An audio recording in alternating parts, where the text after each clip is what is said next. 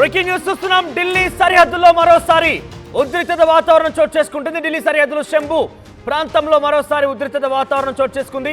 అయితే రైతులు మరోసారి నిరసన కార్యక్రమాన్ని వ్యక్తం చేస్తున్నారు. అక్కడ ఆందోళన బాట పట్టారు. తమకు మద్దతు ధర కావాలంటూ నిరసన వ్యక్తం చేస్తున్నటువంటి రైతుల పైన వాళ్ళు ఒక కార్యక్రమాన్ని పిలుపునిచ్చారు.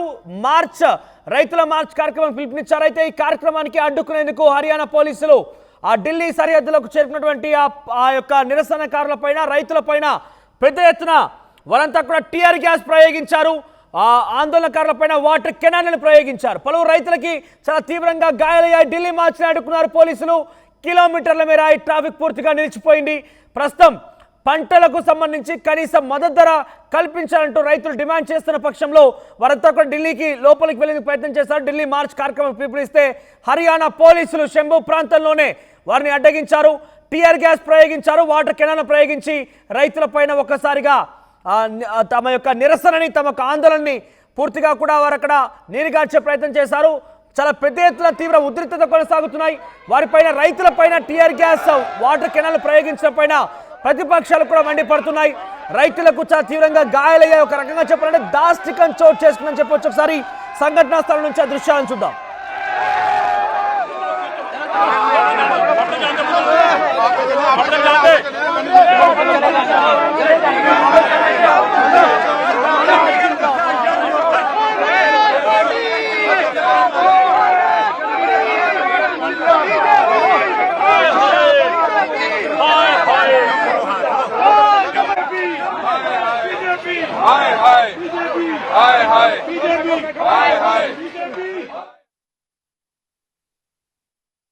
इन लोगों में फूट डाल के एक उनके राज्यसभा सांसद का भी बयान आया है। तो वो यही है कि आपस में भाईचारा खराब करके इस आंदोलन को कैसे हम खराब कर सके। किस तरीके से आप हल देखते हैं? हल तो सरकार ने करना पड़ेगा, क्योंकि पिछले 13 महीने जब बैठे जब सरकार ने बोला था कि हम लिखित में दे रहे हैं कि भाई हम आपको एमएसपी देंगे, लेकिन सरकार अपने वादे से मुकर रही है। हम किस पे भरोसा करें जब आप बड़े बड़े आपके जो नेता हैं वो एमएसपी सामने टीवी के सामने बोल रहे हैं कि हम एमएसपी देंगे, उसके बाद वो मुकर रहे हैं। तो हम किस से वो करें, किस पे विश्वास करें। बिल्कुल, जो डल्लेवाल साहब हैं वो भी खनौरी पे बैठे हैं, उनकी खराब हो रही है सिचुएशन। सरकार को कोई फर्क नहीं पड़ रहा, क्योंकि उनको कोई फर्क पड़ता तो आज 19 दिन हो गए डल्लेवाल साहब को आमरण अनशन पे। उनकी तबीयत लगातार डाउन होती जा रही है। तो सरकार के खुद सरकारी आंकड़े हैं कि 12,000 किसान पर ईयर सुसाइड कर रहे हैं। तो उनको रोका जा सकता है। अगर उनको मिनिमम प्राइस उनकी फसलों का प्राइस मिल जाए तो उनको रोका जा सकता है, लेकिन सरकार को कोई फर्क नहीं पड़ रहा। आज आप क्या संदेश देने आए हैं? मैं यही संदेश देने आया हूँ और मैं यही बोलने आया हूँ कि भाई मैं इनके किसान भाइयों के समर्थन में हूँ, और जो जिनका जमीर जिंदा है, जो ये मानते हैं कि भाई हाँ एक साइड तानाशाही सरकार खड़ी है और एक साइड हमारा अन्नदाता खड़ा है, चुनना आपने है, आप किसको चुनेंगे? आप तानाशाह को चुनेंगे, आप किसान भाइयों को चुनेंगे। రైట్, గతంలో కూడా ఇదే తరహాలో నల్ల చట్టాలు అగ్రికల్చర్ 3 చట్టాలు తీసుకొచ్చిన నేపథ్యంలో కూడా అగ్రికల్చర్ చట్టాలని విరమించుకోవాలంటూ రైతులు ఈ రకంగానే ఈ బార్డర్లో ఒక సంవత్సరం పాటుగా ఈ రకంగా నిరసన వ్యక్తం చేశారు. అయితే దాన్ని కూడా ఈ రకంగానే మనం రోడ్లపై మేకులు కొట్టడం చూసాం. రైతులను ఢిల్లీ లోపలికి ఎంటర్ కాకుండా మేకులు కొట్టారు. ఈ రకంగా టీఆర్ గ్యాస్ ప్రయోగించారు. ఈ రకంగానే దాడి చేశారు, లాఠీ చార్జ్ చేశారు. చాలా తీవ్ర ఉద్రిక్తత వాతావరణాన్ని తలపించింది. అప్పుడు కూడా ప్రస్తుతం మరోసారి ఢిల్లీ మార్చ్ పేరిట రైతులు మద్దతు ధర విషయంలో నిరసన తెలిపేందుకు వస్తున్నటువంటి రైతుల పైన వాటర్ కెనాన్లు ప్రయోగించడం, టీఆర్ గ్యాస్ ప్రయోగించడం, మరోసారి దాష్టికాన్ని ప్రయోగిస్తున్నారు పోలీసులు అంటూ కూడా రైతులు మండిపడుతున్నారు. భారతదేశ వ్యాప్తంగా రైతులు పెద్ద ఎత్తున ఆందోళన వ్యక్తం చేసే అవకాశం కనబడుతోంది. గతంలో కూడా ఈ రైతులకి ప్రతిపక్షాలు మద్దతు తెలిపాయి, మండిపడ్డాయి. ప్రభుత్వ తీరుపైన మరోసారి ఈ రకంగానే రియాక్ట్ అవుతూ ఉన్నాయి. ఒకసారి ప్రతినిధి గోపి దగ్గరికి వెళ్దాం, అక్కడ సిచ్యువేషన్ ఏంటో తెలుసుకునే ప్రయత్నం చేద్దాం. Yes Gopi, so current Delhi border దగ్గర సిచ్యువేషన్ ఏంటి? శంభు ప్రాంతం ఎలా ఉంది? గతంలో కూడా మనం చూసాం, పోయినసారి కూడా ఒక 3 చట్టాలను తీసుకొచ్చిన నేపథ్యంలో కూడా వాటిని విత్డ్రా చేసుకోవాలని నిరసన తెలిపారు. ఎట్టకేలకి ప్రభుత్వం దిగి వచ్చి ఏకంగా ప్రధానియే క్షమాపణ కోరారు, సారీ చెప్పారు ఆయన. సో ప్రెజెంట్ కూడా మరోసారి ఇటువంటి సిచ్యువేషన్ రైజ్ అవుతున్న నేపథ్యంలో కనీస మద్దతు ధర కోసం డిమాండ్ చేస్తున్న రైతులని ఈ రకంగా అడ్డుకోవడం, వారిపైన ఈ రకంగా ఫిజికల్గా దాడికి పాల్పడడం ఎలా చూడాలి? మనోజ్, మరొకసారి శంభు బార్డర్ ఉధృత వాతావరణం అయితే నెలకొన్న పరిస్థితి ఉంది. హర్యానా పంజాబ్ బార్డర్ లో పూర్తిగా పోలీసులు భారీగా మోహరించడం జరిగింది. ఎక్కడ కూడా లోపలికైతే ఎట్టి పరిస్థితుల్లో కూడా వాళ్ళని అనుమతించేది లేదు అనేది మాత్రం పోలీసులు చెప్తున్నారు. అయినప్పటికీ ఇప్పటికే మేము 101 మంది రైతులము శాంతియుతంగా వచ్చి చర్చలు జరపడానికి మేము సిద్ధంగా ఉన్నాము. దేశవ్యాప్తంగా రైతుల ఆత్మహత్యలు పెరిగిపోతున్నాయి. ఆత్మహత్యలు పెరుగుతున్నప్పటికీ కూడా ప్రభుత్వాలు పట్టించుకోవట్లేదు. కనీసం మద్దతు ధర ఇవ్వండి, మేము బతకడానికి మేము పండించిన పంటకు కనీసం మద్దతు ధర మాత్రమే అడుగుతున్నాము. అయినప్పటికీ ప్రభుత్వాలు మా గోడు వినట్లేదు అనేది ప్రధానంగా పంజాబ్ రైతులు అయితే చెప్తున్న పరిస్థితి ఉంది. అయితే ఈ రోజు ఉదయం నుండి కూడా పెద్ద ఎత్తున కూడా ఇక్కడికి మోహరిస్తున్న పరిస్థితి ఉంది. రైతులంతా కూడా ఇక్కడి నుంచి పాదయాత్రగా మేము ఢిల్లీ పార్లమెంటుకు వెళ్తాము, అక్కడ నాయకులను కలుస్తాము, మా బాధ చెప్పుకుంటామంటూ కూడా రైతులు చెప్తున్నారు. అయినప్పటికీ హర్యానా పంజాబ్ బార్డర్ లోనే రైతులందరినీ నిలిపేసిన పరిస్థితి ఉంది. వాళ్ళను లోనికైతే అనుమతించము అంటున్నారు. అయితే రైతుల ఆందోళన ఉధృతి జరుగుతున్న నేపథ్యంలో వాళ్ళపైన వాటర్ కెనాన్ని కూడా ప్రయోగించడం జరిగింది. బాష్పవాయు గోళులను ప్రయోగించారు. ఒక రైతుకు కళ్ళల్లో పూర్తిగా మంటలు రావడంతో హుటాహుటిన ఆసుపత్రికి కూడా తీసుకువెళ్లడం జరిగింది.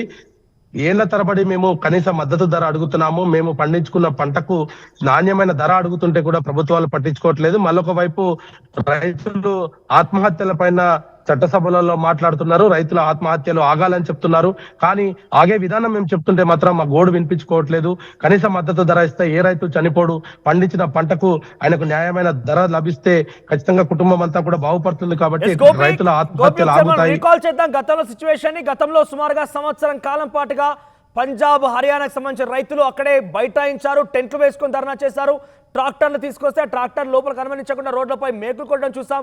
ఒక దాష్టికానే మనం చూసాం. గత సంవత్సరం కాలం పాటుగా వారంతా కూడా ఆ నిరసన వ్యక్తపరిచారు. ఆ తర్వాత ప్రభుత్వమే దిగి వచ్చి సారీ చెప్పి ఆ చట్టాలు వెనక్కి తీసుకుంది. ప్రజెంట్ అంతటి స్థాయిలో తీవ్రత ఉందా? ఈ ఉద్యమం అంతటి స్థాయిలో కొనసాగుతుందా? అంతటి స్థాయిలో రైతుల మద్దతు అక్కడ ఉందా? అంతటి స్థాయిలో రైతులు అక్కడ చేరుకున్నారా? ఆ తీవ్రత ఆ స్థాయిలో ఉందా?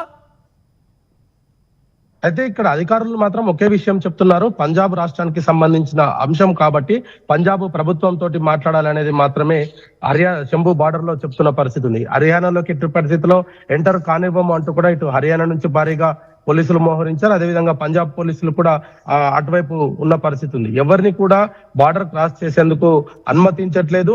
అయితే చనిపోయేంత వరకు కూడా ఈ యొక్క విరమణ నేనైతే దీక్ష చేస్తానంటూ కూడా రైతు సంఘ నేత ఇప్పటికే ప్రకటించడం జరిగింది. 19 రోజుల నుంచి కూడా ఆయన దీక్షలో ఉన్నారు. ఆ 19 రోజుల నుంచి కూడా ఇప్పటికి ఆయనకు కొంత బీపీ డౌన్ అవ్వడము, అదే విధంగా ఆయన కొంత ఆరోగ్యం క్షీణిస్తున్న పరిస్థితి ఉంది.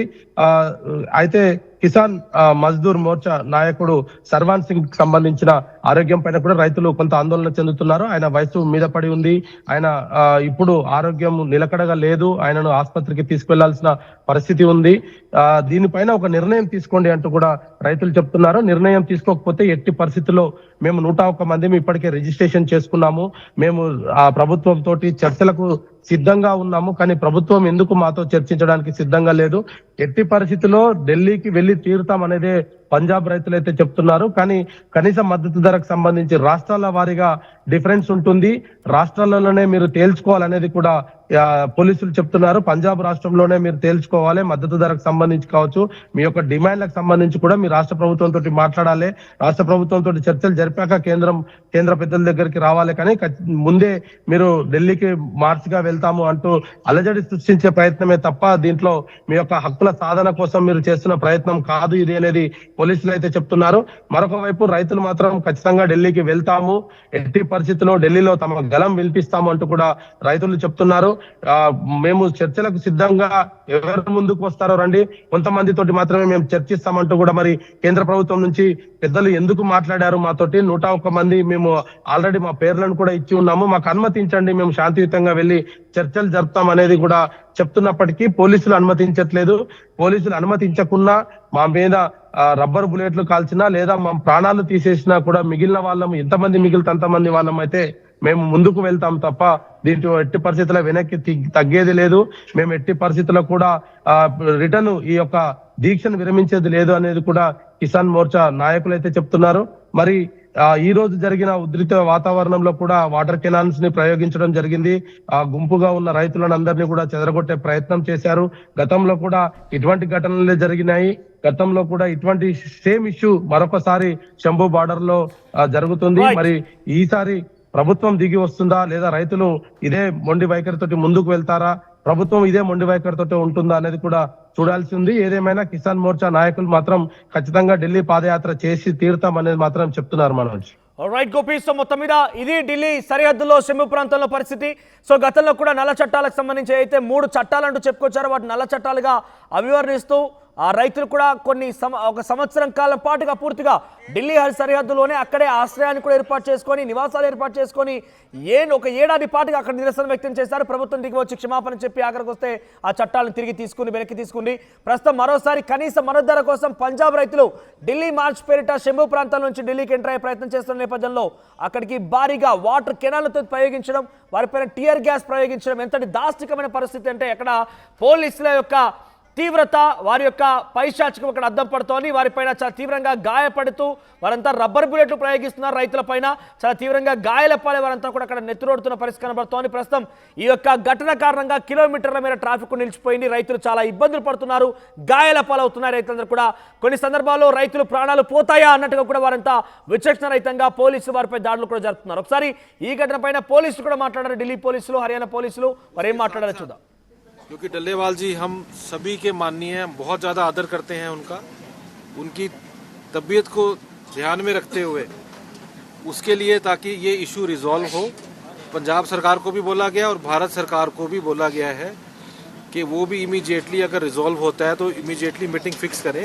और 18 तारीख ही अभी नेक्स्ट डेट ऑफ हियरिंग उसमें रखी गई है।